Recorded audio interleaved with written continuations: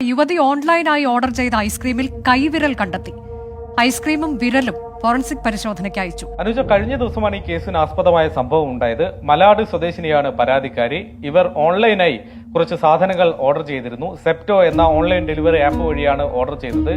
എമ്മോ എന്നൊരു കമ്പനിയുടെ ഐസ്ക്രീമും ഈ കൂട്ടത്തിൽ ഉണ്ടായിരുന്നു. കോൺ ഐസ്ക്രീം ആയിരുന്നു. ബട്ടർ സ്കോച്ച് ഫ്ലേവറിലുള്ള ഐസ്ക്രീം അവർ ഓർഡർ ചെയ്യുന്നു. അങ്ങനെ സഹോദരനും ഒത്ത് ഇത് കഴിക്കുന്നതിനിടെ സഹോദരനാണ് ഇങ്ങനെ ഒരു കൈവിരൽ ഐസ്ക്രീമിനകത്ത് കണ്ടെത്തുന്നത്. പാതി കഴിച്ച ശേഷമാണ് നാക്കിലെന്തോ തടയുന്നത് പോലെ അദ്ദേഹത്തിന് തോന്നിയത്. പിന്നീട് പരിശോധിച്ചപ്പോൾ ഇതൊരു കൈവിരലാണ് എന്ന് മനസ്സിലാക്കി. ഇയാളൊരു ഡോക്ടർ കൂടിയാണ്. 2 സെന്റിമീറ്റർ നീളമുള്ള കൈവിരലാണ് കണ്ടെത്തിയത്. ഉടനെ തന്നെ പോലീസ് സ്റ്റേഷനിൽ പരാതിയുമായി എത്തി. മലാഡ് പോലീസ് ഈ സംഭവവുമായി ബന്ധപ്പെട്ട് കേസ് രജിസ്റ്റർ ചെയ്യുകയും ഈ തൊണ്ടി മുതലുകൾ ഐസ്ക്രീമും ഒപ്പം കൈവിരലും കസ്റ്റഡിയിൽ വാങ്ങി അത് ഫോറൻസിക് പരിശോധനയ്ക്ക് അയച്ചിട്ടുണ്ട്.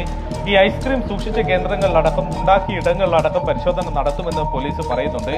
ഇതുമായി ബന്ധപ്പെട്ട പ്രാഥമികമായ അന്വേഷണമാണ് ഇപ്പോൾ തുടങ്ങിയിട്ടുള്ളത്. വിശദമായി മൊഴി രേഖപ്പെടുത്തുന്ന അടക്കമുള്ള കാര്യങ്ങൾ ഉണ്ട്. ഒപ്പം തന്നെ ഈ ഐസ്ക്രീം നിർമ്മാതാക്കളുടെ ഭാഗത്ത് നിന്ന് ഇതുമായി ബന്ധപ്പെട്ട ഒരു പ്രതികരണം ഇതുവരെ ലഭ്യമായിട്ടില്ല. സാധാരണ ഇങ്ങനെ ഒരു സാഹചര്യം ഉണ്ടാകേണ്ട ഒരു സാധ്യത പോലും, വിദൂര സാധ്യത പോലും ഇല്ലാത്തതാണ്. പിന്നെ എങ്ങനെ കൈവിരൽ ഐസ്ക്രീമിൽ വന്നു എന്ന കാര്യം വളരെ വളരെ ദുരൂഹമായി തുടരുകയുമാണ്.